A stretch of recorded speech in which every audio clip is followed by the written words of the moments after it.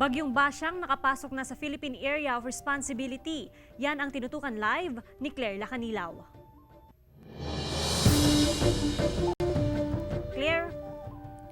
Joanne, as of 10 a.m. pumasok na nga sa Philippine Area of Responsibility ang pangalawang bagyo ngayong taon na Bagyong Basyang na may international name na Malakas.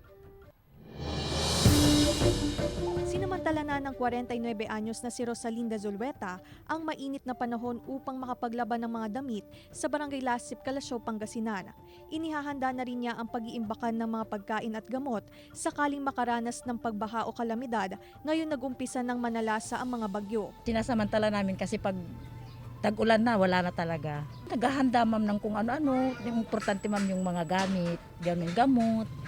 Para sa suppose yung mga bata, ililikas na lang po ma'am pag malalim na. Pumasok na sa Philippine Area of Responsibility ang pangalawang bagyo ngayong taon na tinawag na Bagyong Basyang na may international name na Malakas. Huling namataan ng bagyo sa layong 1,435 km east ng Southern Luzon. Taglay nito ang lakas ng hangin na 120 km per hour, pagbugso na nasa 150 km per hour at kumikilos pa north-northwest sa bilis na 20 km per hour. Unti-unti na rin kumikilos papalayo si Bagyong Agaton. Posibleng magigilid lang sa Philippine Area of Responsibility natin. So regarding naman kay Agaton, Tropical Depression Agaton, ihina siya para pahila rin siya ng outer wind band itong si Agaton. Ihila siya papuntang West Philippines, sa East Pacific. Magiging na lang siya ito, magiging low pressure na pagdating ng...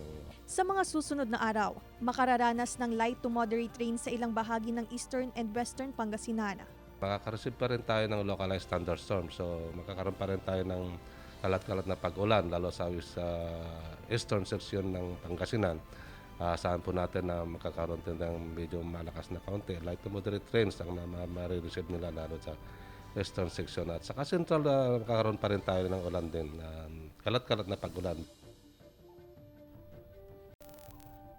Joanne, ayon sa Pag-asa, saglit lang ang pananatili ng Bagyong Basyang sa Philippine Area of Responsibility. Ngunit aasahan pa rin pagdating ng hapon ang light to moderate rainfall na dulot ng localized thunderstorm sa ilang bahagi ng gitna ng Hilaga at gitnang Luzon. Joanne. Maraming salamat, Claire Lacanilaw.